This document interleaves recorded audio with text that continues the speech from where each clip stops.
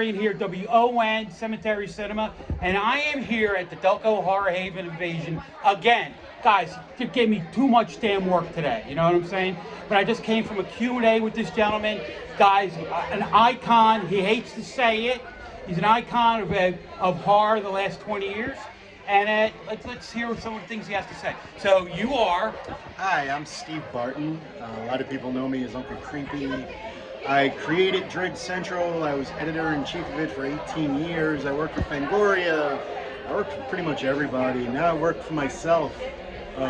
Dread Central was a labor of love, and it taught me a lot of really cool things.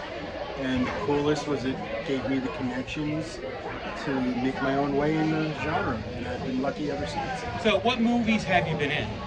I was in Hatchet 2. I was in George Romero's last movie as one of the featured zombies, Survival of the Dead.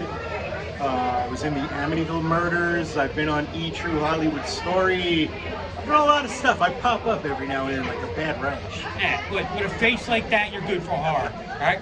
So tell me about your relationship with George. George was my mentor. George Romero is probably the most special cat in the world. His movies raised me, you know? He was my moral compass. That's where I learned right and wrong as a child. It certainly wasn't my family teaching me that, and unfortunately that's not a unique story. He really was there through his movies in my life forever, you know? And then I got to meet him, and we got to be close friends, and we hung out, and I got to work with him, and I got to, you know, live a dream, man. I mean, George Romero knowing you exist is like Bigfoot knowing that you're cool enough to exist. You know, it's kind of weird. Wow. So, it's like now, George Romero, first Night of the Living Dead, right? I remember watching it. I remember saying to my dad, now, it came out when I was probably like 9 or 10. He said, why is it in black and white? And my dad said, that's the way horror movies should be done, right?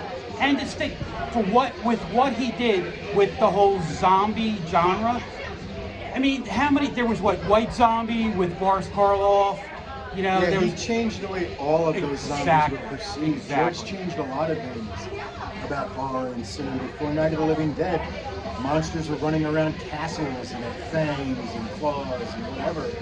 And George brilliantly made the monster your neighbor, your aunt, your uncle. And that's the scariest shit in the world, man. So he changed it all. He changed me. Telling him those stories was the best experience of my life, you know? It's just the whole zombie genre, especially now with The Walking Dead and like the 30 spin-offs they have, right? And he created something, and I don't think he gets enough credit for it. He created something that was you know, he tried to put it like, you have Dracula as a vampire, right? That genre started back in the 1800s, and there's been a million vampire movies, and they're pretty much all the same. Whereas the zombie movies, right, with the ones he did, you know, between the Night of the Living Dead, the Day of the Dead, and all that, right? He transformed that subgenre. Exactly, right. And he made it, like you were saying, but he made it like it could happen. You know, it could happen. When you watch Night of the Living Dead, and it just, the whole process of the movie, from the beginning in the graveyard to the house to the end, right? When the guy gets shot, it's like shit, you know what I mean? Mm-hmm. And it was it not just a monster movie, suspense, right? And then that surprise ending, right? It was fantastic. Changed all the rules. Exactly. So hopefully you'll be able to do some of that, change the rules of horror. I've been known as a rule breaker, just saying. There you go. Right. And so you also wrote a book. So I wrote a book. It's coming out. There's the cover. Oh, wait a minute. See that? All right. I'm the only person today that could look at my face and the back of my head at the same time. So the book is called The Comedy of Tragedies. It's out in stores December 10th.